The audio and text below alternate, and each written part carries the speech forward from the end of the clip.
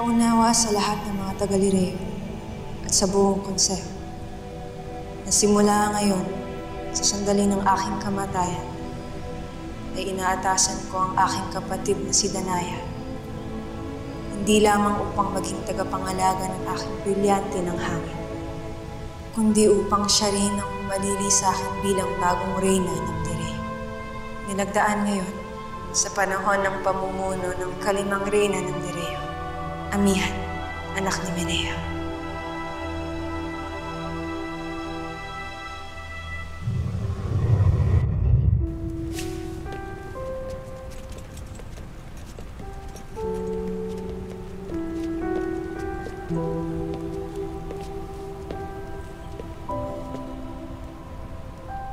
Pinagmamasdan mo na naman ang Sapiro.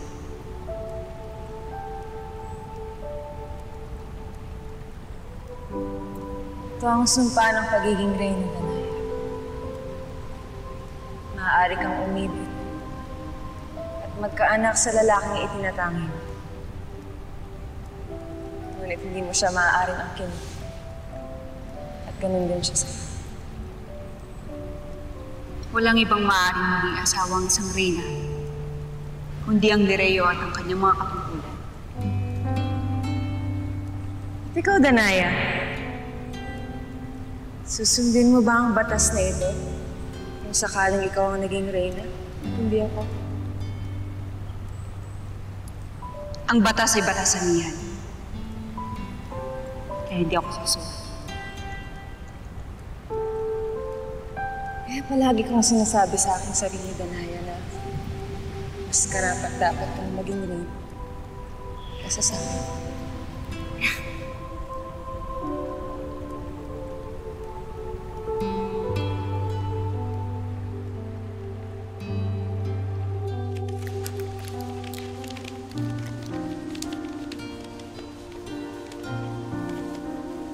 Danaya, yan ba ang liham na iniwan ni Amihan sa'yo?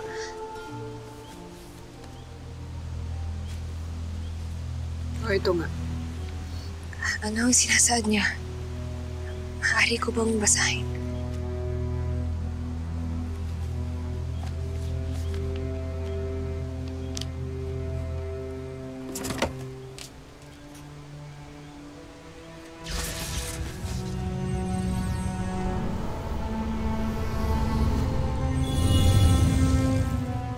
May takdang panahon para malaman yung lahat ito.